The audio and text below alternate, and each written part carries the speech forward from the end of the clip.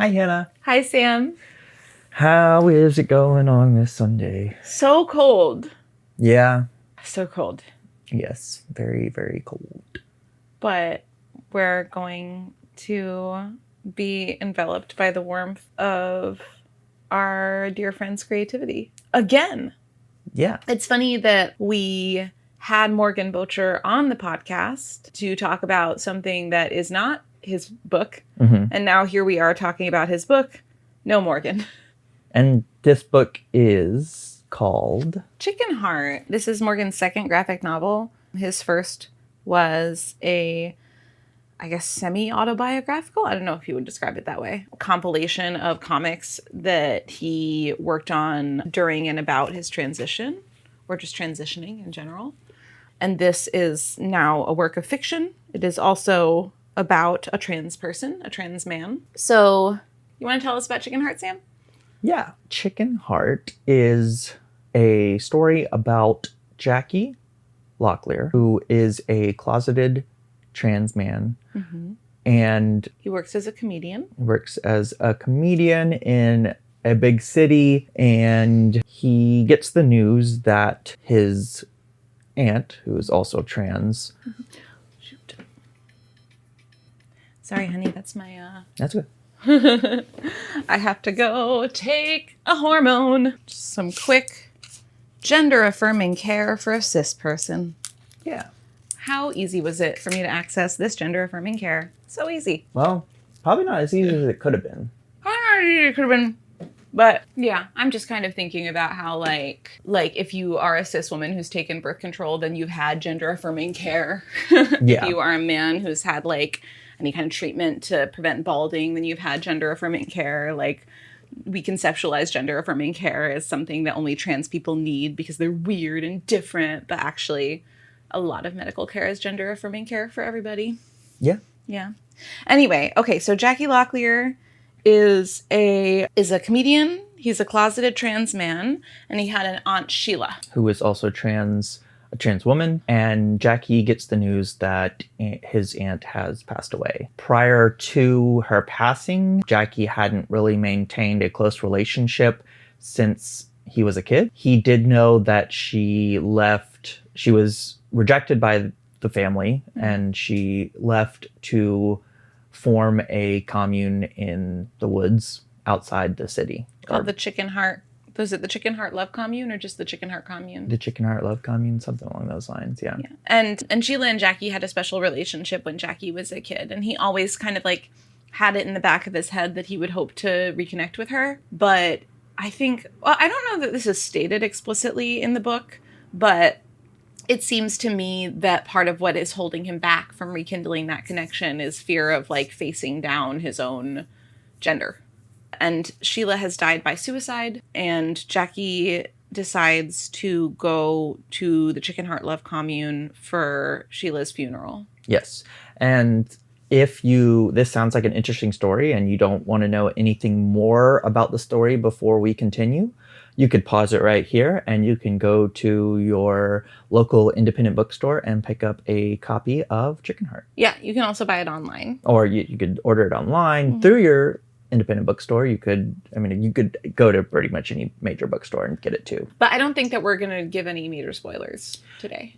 No, but yeah, if you're like, I want to read this book and then hear what Hannah and Sam's thoughts, maybe not necessarily on the book, but like the thoughts that they're having that come from the book, the discussion that they're going to have coming from the themes in the book. Yeah, then you can do that. It's also like the art is really beautiful. Oh, absolutely. The humor is really charming. And it's not just about plot, although the plot has a lovely arc to it too. Despite being a major weeb, I don't know much about comics. And I found Morgan's use of color in this very almost mesmerizing. Yeah, the color is a cool visual cue that helps you understand, are we in a fantasy flashback? Are we in the here and now? Or are we in the woods at the commune? Right. It often serves more as the backdrop than as the coloring of the characters. Yeah, he didn't color in like the people or the things. He colored in, I think, mostly the background so that it's indicating setting. Yeah. So the big thought that I had after finishing the book the other day is how, and so for our listeners who are just tuning in this episode and are not already a part of our millions of listeners worldwide, I come from a conservative Christian background. And so the things that the thought that I had coming out of this is reflective of the thought process that I had that was kind of instilled in me as a kid and that I had growing up and as a young adult, which was that I took for granted the fact that as I move around society, I can look at someone and be able to accurately assume their gender. And the point of this book is not to question that assumption specifically. No. But it's because of my background that this book brought up this novel thought for you. Right, this novel thought for me that there is within a conservative viewpoint, there is this assumption that people present their gender in specific ways. And so it's not effortful to have to look at someone and determine their gender. So when I think, like, to go further than that, it's not just that people present their gender in certain ways and that you can effortlessly and automatically clock someone when you meet them accurately. It's also that people naturally and always fall into one of two categories, and that all of the things that go along with each of those categories, which is to say chromosomal makeup, primary sex characteristics, such as, you know, whether you have internal and external genitalia, secondary sex characteristics, such as fat distribution, facial hair and body hair, height and musculature, and gender expression, which is like how we dress and style and hold ourselves in order to present our gender, that none of those things are separate, that they all go together and they all fall into two separate categories, and that these are mutually exclusive, perhaps like God-ordained categories, and that to deviate along any of those lines is unnatural and perhaps immoral and causes friction. Right. And I think the causes friction part is the part that I wanted to hone in on, is that when confronted with trans people or non-binary people,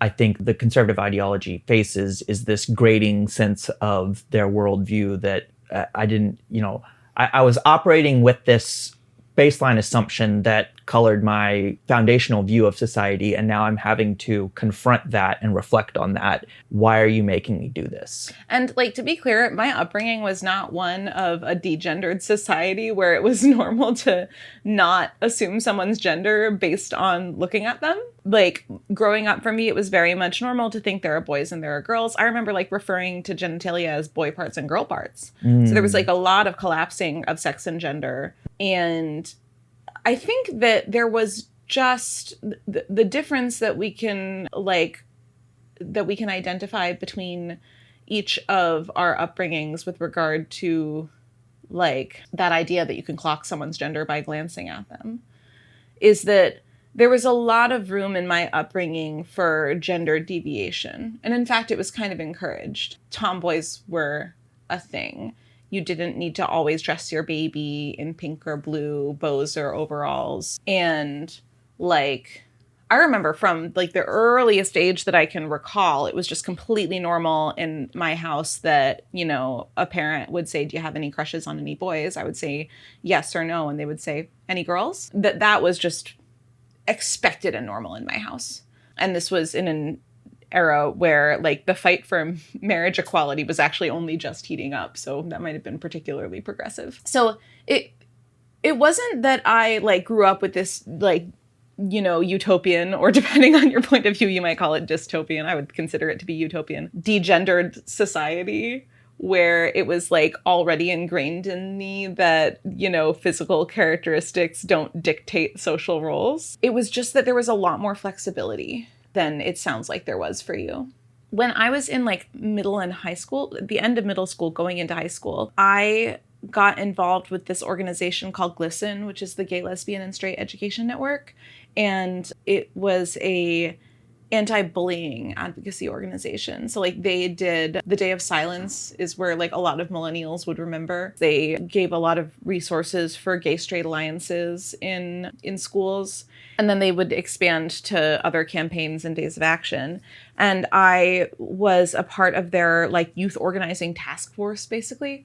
So like every summer I would get flown out to a training, like a 3 or 4 day long training about organizing and LGBT issues. And then I would go back to my school and work with my Gay Straight Alliance at my school to try to like, share out what I had learned and organize against bullying in my school. I identified with it because I got bullied a lot, although only, I think, tangentially related to being read as queer. And I think I was really only read as queer because I was like, I think that being queer is fine.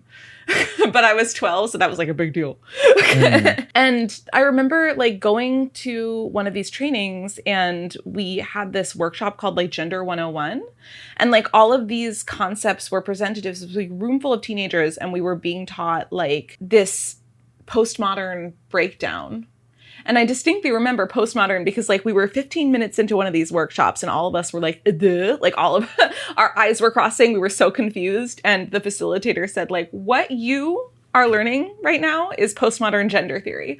So if you are confused by it or like struggling to wrap your brain around it, that's why. Because, we were a bunch of like 14, 15-year-olds. But it was presented to us like the breakdown that I just kind of presented by rote, right? That there are physical characteristics that people have that you can separate into these buckets of primary, second, and secondary sex characteristics.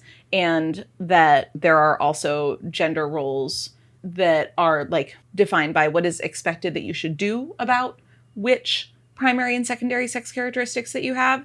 And then gender expression, which is how you convey your gender to the world. And like that mind-bending breakdown of like, yeah, these physical characteristics are objectively true and they exist on our bodies, but everything, all of the meanings that we build around them are man-made. So like the idea that they all must go together, right? Like fat distribution more around the hips and the chest, less dense muscle tissue, softer facial features, whatever that means, and like a vagina and XX chromosomes all must always go together. And what that means is a woman. Like that's a made up thing. Right. We could categorize people based on all kinds of other physical characteristics and build all kinds of social meanings around them. The example that was given to us in this workshop was like whether you have brown or blue eyes. We could organize our society around those physical characteristics and it would make as much sense. Well, and in fact, that has happened before, I think most notably in Nazi Germany. Yeah. Yeah, that's true. Yeah. I'm so sorry that I just had that reaction to what you just said. Yes. We organize racial hierarchies based on physical characteristics that do exist, but that we ascribe a whole lot more meaning to than is accurate. And that is bad. We can all agree that when that happens, or I don't know, I wish we could all agree. It is apparent, I think, to more people, maybe, that ascribing all kinds of deep-seated meaning to that leads to very bad social consequences. So, I remember having that experience and being really fascinated by it as a teenager, and then, coming home, and, my friend Liz. Mm-hmm. Liz is going to come on the podcast sometime in the next year. I'm very excited about it. And, having a phone call with her where I, broke all this down to her, and she was like, I love this. We were just nerding out about this stuff. And I imagine that those concepts would not have reached you. Definitely not at that age. In fact, I don't think those concepts reached me until probably pharmacy school at the earliest, which is very unfortunate and sad.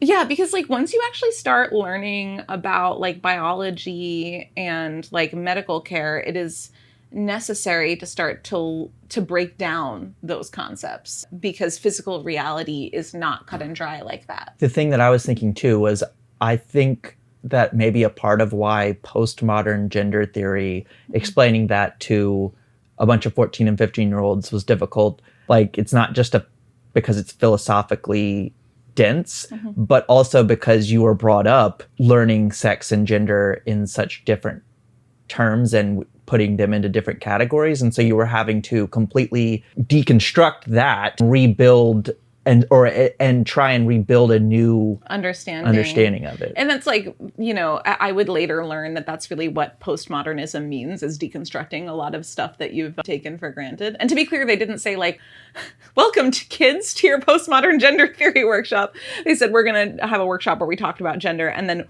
once we all started getting really confused, that's when the facilitator kind of leveled with us and said, here's what I'm trying to teach you right now. It's okay that you're wrestling with it. So yeah, that was a little bit of a tangent. But yeah, what was it about the book that made you have this thought about why must we feel the need to categorize someone based on gender immediately upon looking at them?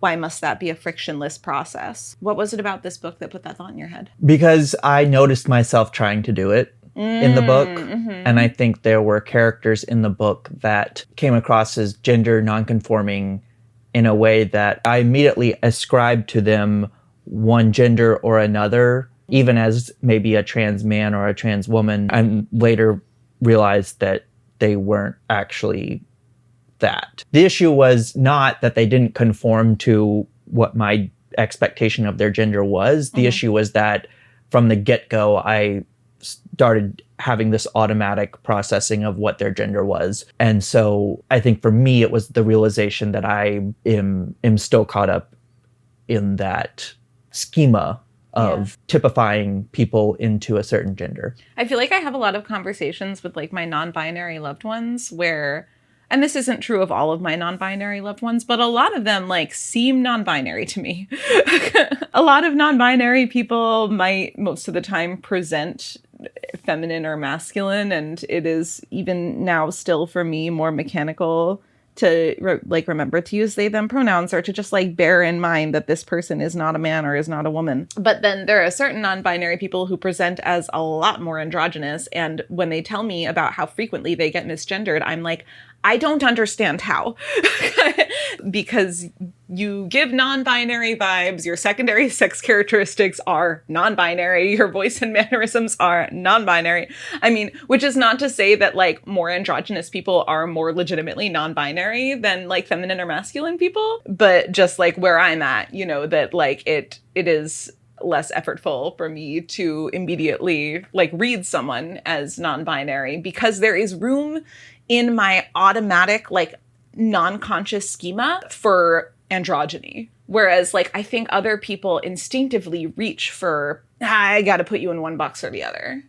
And to take it a step further, I think the thing arising from this that is most concerning is that what this boils down to is trying to put people in a box so that you can understand them without having to really understand them as a person. And that in the same way as like looking at someone solely based on their race or any other characteristic is dehumanizing. Yeah.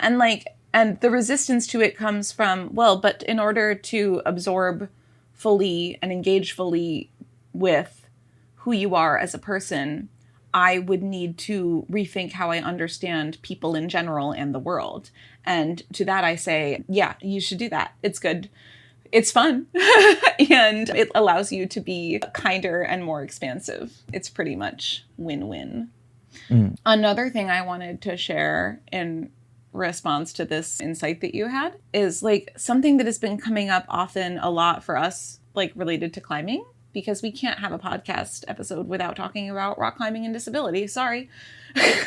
Is like this idea of, by existing in my body in these spaces, I cause friction. It's not anything that I'm doing. It is my existence that causes friction. And I think that that's like, that might be why I related to trans narratives and the trans struggle from a very early age. Or one of the reasons why. Something that happened to us recently was we went to a new rock climbing gym. And when you go to a new rock climbing gym and you're doing top rope, you have to get tested in this skill, because if you're bad at it, people could die. So like we were getting tested in that at this gym. And when I belay people, I look different from what you look like when you belay people. My hand looks different. My left hand does it differently from my right hand. I can belay people safely, but my grip looks different. So I was getting tested in belaying, and the staff member who was testing me said, first he said to you, "You're looking great, no worries." And then he said to me, "I'm not sure what's going on with your technique there." And I said, "Oh, my hand is partially paralyzed, so my grip looks different." And instinctively I said, "I'm sorry. I forgot I'm wearing a big bulky sweater and you can't tell by looking at me." And he kind of, in my estimation, he rolled his eyes at me and said, "Okay, well, that would have been really good to know beforehand." Mm-hmm. It came across to me as like exasperated. And I've done this belay test at 4 different gyms now. And sometimes I say something and that seems to come across as weird. Sometimes I don't say anything and that goes by totally fine. And other times I don't say something and then that happens. So it's like damned if I do, damned if I don't. Because these staff members have not like integrated into their worldview the idea that a disabled person would be belaying someone. And so by being a disabled person who is belaying someone, I am causing friction. And it's unfortunate. Mm. It's unfortunate to cause friction just with an immutable characteristic about you that like there's no reasonable way to suppress. Mm-hmm. And I think that that's something that my heart hurt for Jackie, because like the choice that Jackie is faced with in this book is, and this is like something that Morgan spoke to in our episode about trans women in sports. Do I make the choice to be true to myself, which I think for a lot of trans people, it's not so much a choice. Like it is something that you must do. And in doing so, sign up for an existence where I am causing friction everywhere I go, just by virtue of who I am. And like causing friction is the phrase I'm using right now. It could mean something like the story that I just told you where someone was exasperated with me and I felt uncomfortable. Or it could mean real violence and like discrimination that messes with your life prospect, like your ability to find housing or employment, like your ability to meet your basic needs. Yeah. Yeah. So Sheila dies by suicide.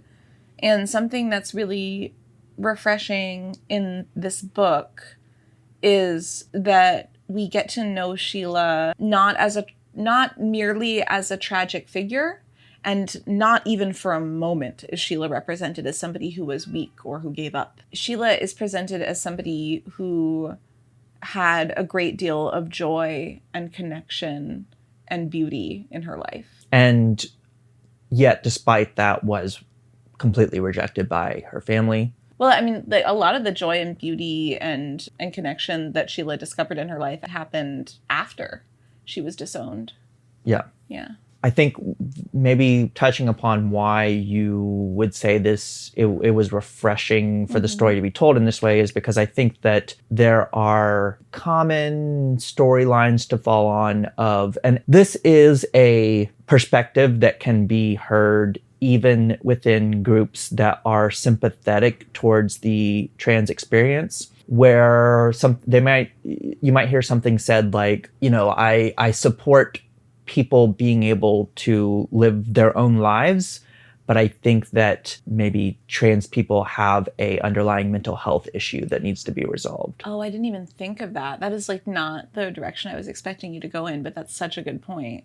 Yeah. Yeah. And I think this was actually something, conversations that I had with my family, that I think the concern maybe that, and concern in air quotes, because I think there's still a lot of bigotry towards trans people that gets reflected in this worldview. But part of the concern of like having trans people interacting with kids, like, the drag show story time, is that this confusion that some people believe this causes will lead to a mental health spiral that will be the cause of mental health illness in certain susceptible individuals. Right. Because if you believe that there are two categories of humans naturally, then you believe that the only way that gender variance happens is if an idea is planted into somebody's head, and that could somehow like corrupt and harm them. There's a lot of anxiety about that. But like, if you understand the reality that gender variance is actually part of human nature and has been part of human nature for all of human history, then you understand that it is actually the suppression of gender variance. Actually, I should stop saying gender variance because I like the phrase gender expansiveness a lot better, because it sounds a lot happier. Gender variance implies that like there is a natural norm that is binary gender, like corresponding to sex assigned at birth, but gender expansiveness implies that there are some people who do identify that way, and also humanity is far more expansive than that. And I just think that's lovely. Yeah, if you understand gender expansiveness to be simply a part of human nature, then you understand that the pain and trauma and mental health struggles are not related to the gender expansiveness itself, but to the material realities that happen to people with gender expansiveness and like their inability to get their basic physical and emotional needs met. Right. It's a difference between seeing it as a problem with the individual versus a problem with their surroundings and the society at large. And I think like the way that Sheila's story conveys that is that we see again that she was not simply someone who suffered and suffered and suffered until she died. She was somebody who was traumatized and who did battle with this great darkness. And despite that, built this beautiful community and took great joy and meaning from it before she lost her life. Yeah, I don't know. I'm kind of reminded of like, I remember being in high school. 2 of my siblings are adopted from Ethiopia. And so like when my little sisters who are from Ethiopia joined my family, like I started to learn a lot about like the realities of Africa and Africa in like the Western imagination. And like one thing that was very eye-opening for me was like starting to understand that like depictions of African poverty are very objectifying a lot of the time, because we as Westerners are invested in the idea of African poverty as something, A, separate and apart from the poverty that happens here in quote unquote developed countries, and B, something that means that like there is no joy, there is no happiness in that existence. It is an existence of like squalor and misery. And that is so dehumanizing in service of trying to convey the intensity of poverty, the severity of the poverty. We objectify the people who live in relatively lower resourced conditions, right? And if I can add on to that, see that the imperial powers of the world didn't have a hand in creating those conditions for so many countries throughout Africa. So much of the world, yeah. And the one other thing I wanted to add to that was that, I think that gets to how this is something that, an idea that first popped into my mind from John Green's book, Everything is Tuberculosis. That's going to be our next book episode. Spoilers. But this idea of romanticizing poverty. And by romanticization, I mean stressing the dramaticness of it and the drama and the dignity, the stoic virtue. Right. Of those living in poverty. Right. It others them. Yes. It others African communities and African states and makes them seem as if they are incompetent, and that it is actually incumbent upon the white savior to come in and fix things. Yeah.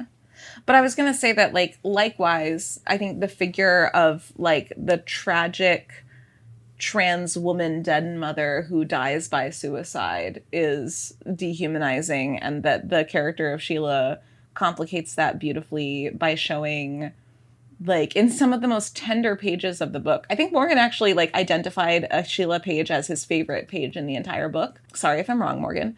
It was a poem, a love poem that Sheila wrote for her wife, and it depicted like their intimacy together. And so like we see that this person who suffered a great deal and whose death was a great tragedy to the many who loved her had a beautiful life also with meaning and joy. And like that these are two truths that we must hold in tension. That the material realities for trans people are such that many of them struggle to get their basic needs met psychologically, physically, and emotionally, and that must be changed. And also that trans people and queer people and gender expansive people have like come together to build community and experience all of the good things in life, and will continue to do that. That's, I think, like what people are getting at a lot of the time when they talk about joy being an act of resistance. So the ChickenHeart Love Commune is presented as a place where misfits thrive. That's their slogan. That's their slogan. And Jackie hopes to go there and find belonging. I think actually, is it where they thrive or where misfits belong? I forget. So Jackie hopes to go to this commune and instantly find belonging and safety. And instead, Jackie really struggles. Like, he feels out of place. He doesn't have the skills necessary to meet the demands of this lifestyle. One of like the early jokes in the book is like, Jackie doesn't know what rutabaga is. Is it a root? Is it an herb? Like, Jackie doesn't know about gardening. If you pointed at a tree and said, hey, Jackie, what kind of tree is that? He would be like, I don't know, a tall one. And when he gets to the woods, it's not what he expected. The community is not what he expected, and the lifestyle adjustment is not what he expected. He's put off by, how do the toilets work? Like, how are you supposed to deal with the threat of bears? And I think it hits upon this fun dualism about like spending time close to nature, that it is like healing and nurturing, and it like connects you to these feelings of being close with something that is much bigger than yourself, and that is something that like feeds the soul. And also it's like dirty and uncomfortable and sweaty, and like there are all kinds of threats to your life that you have to constantly be aware of. And I thought that would be interesting for us to talk about in the book, and also like in each of our lives, because I feel like the natural world of Florida and the natural world of Massachusetts are really different.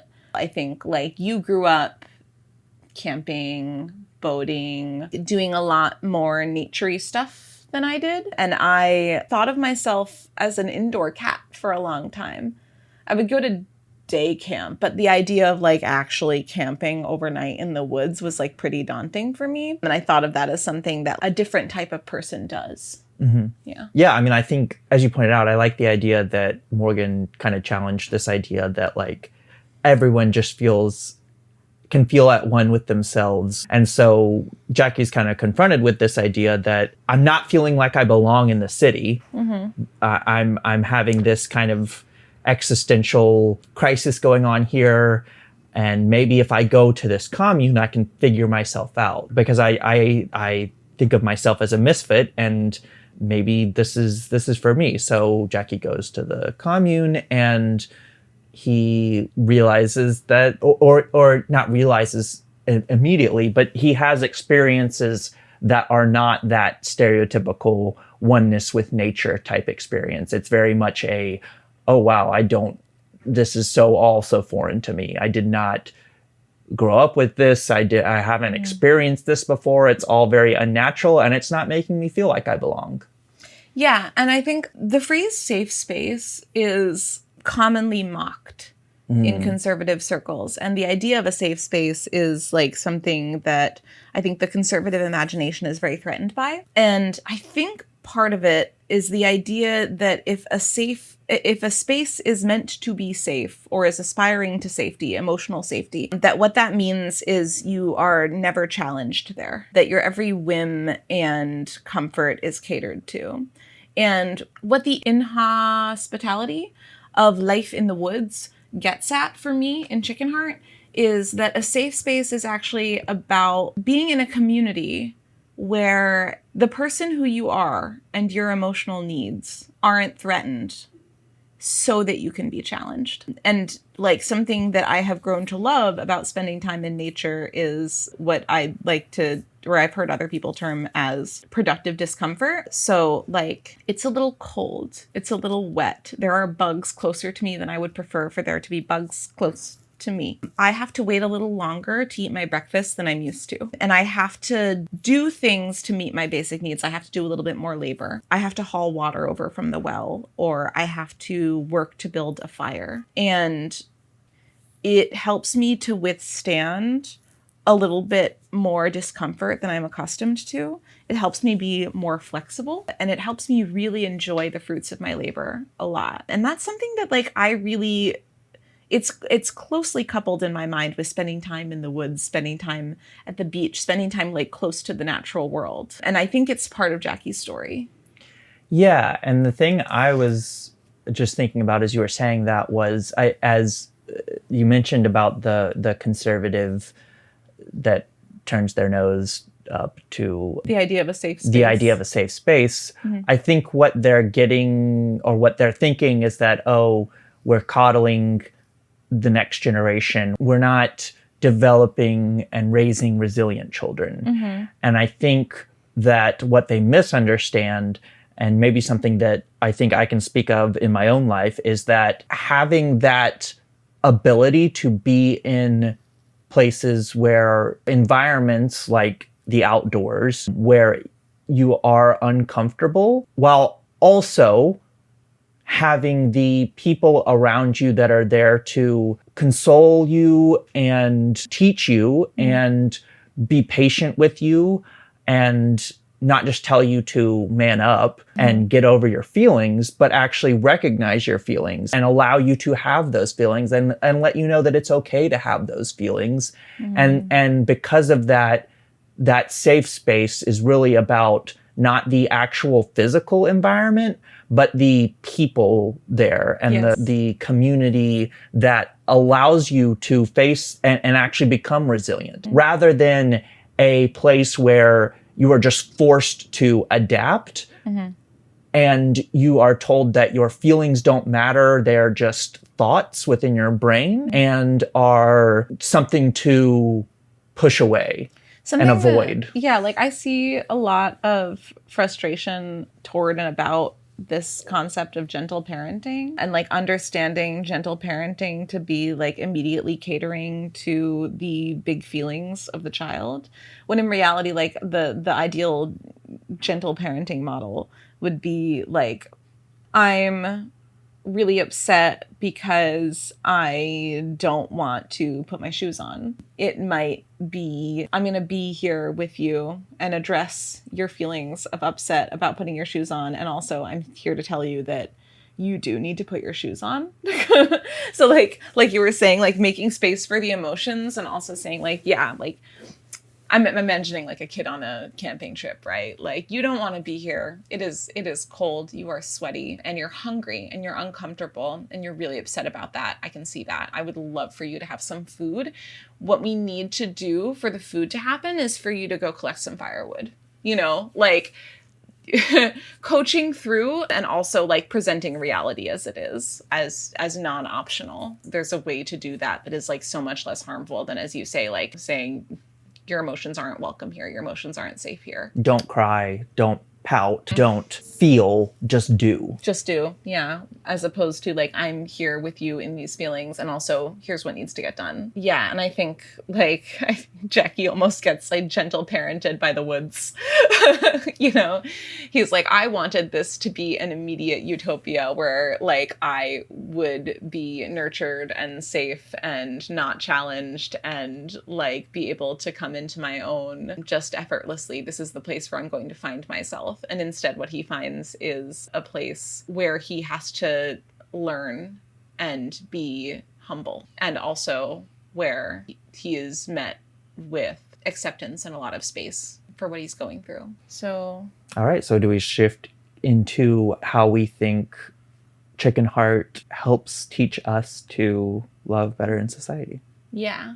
I would say that, again, the big takeaway for me from my own background is I think I do a good job of accepting people as they are. Mm-hmm. But I think not seeing that acceptance as a place I have reached, but understanding it as a continual process, and knowing that I still have more I can do to challenge the way that I think, but more importantly, maybe to recognize those just baseline assumptions that come up for me about gender stereotyping, about, even as someone who would consider themselves fairly well versed at this point, I can still be curious about what assumptions I make about people and stories, so I can try to welcome people more, and so that I can let them know that I want to see them as their true authentic self. I think my takeaway from this conversation is something that I can learn from reading more graphic novels, actually. Slowing down and being more still, taking time with the art instead of just trying to get through the plot as quickly as I can. I think that is not unrelated to the last point that we just touched upon about like creating a safe space for people to be challenged. Like so much of that is just being willing to be still and present and accept their emotions as they come. And I think that's something that I've shared with you over the past couple of days, is that personally, I've just been like reflecting a lot on the people who have done that for me and how important that has been. And like in reflecting on how I interacted with this book when I read it, kind of rushing through it, and how I sometimes interact just in interpersonal, like intimate conversations, rushing through to express or reach conclusions instead of like trying to be still and making space for my loved ones' feelings and insights, that it's not an expansive way of interacting with the world. And so without like trying to be hard on myself about it, if there are moments that I can catch myself and say, can I be more still and patient and open, that I think that will help me be more loving. And I think something that I love about our podcast is that it's light and happy and hopeful.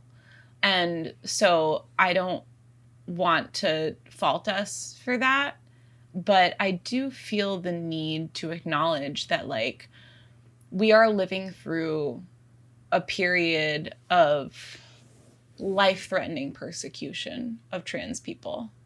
And that we're talking a lot about how much we can learn from our trans loved ones and from trans art. And I think that's wonderful. And I think that that is part of resisting the terrifying moral panic of transphobia that we're living through. But I also like want to make space in our conversation for the fact that this is urgent and that people are living under very real threats. And so if we are inspired by these stories, if we can see the humanity in Jackie and in Sheila, and if we want like the Jackies and the Sheilas of the world to like be able to contribute and thrive, that we need to be vigorously advocating for gender affirming care, for protections against housing and employment discrimination, and for just like the legal rights of trans people to exist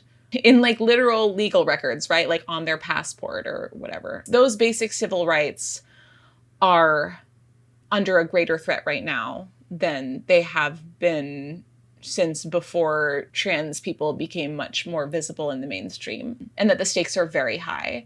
And like we've been talking, I think, more happily and playfully, which is lovely, but that it's important to acknowledge how high the stakes are. Yeah. Yeah. Yeah. And that we are coming at this as two cis people. Totally. Yeah. Which, if you would like the perspective of a trans person, then you can listen to our last episode. And some of the ways that we can be more loving to that end are to call our legislators and talk about how important it is that trans people be legally allowed to move through the world, be able to access public spaces, including bathrooms, that we want employment and housing discrimination protections to, depending on where we live, continue to include trans people, or like for that legislation to be introduced. And that, yeah, we care about trans people. We're not going to sacrifice them on the altar of, you know, the big picture of the fight against fascism. Yeah, which I think some in the Democratic Party may be inclined to do. Yeah. So Sorry to bring the tone down. No. Hey, no, you brought up very good points. Mm-hmm. And, I don't think every episode needs to end on a super happy note. No. There is sadness in the world, and it's okay to point it out, and it's actually good sometimes. Yeah, and that we should look to trans people for how we can best resist, because they've been resisting for generations and they're not going anywhere. Yeah. I love you. I love you too. Okay. Okay. Bye.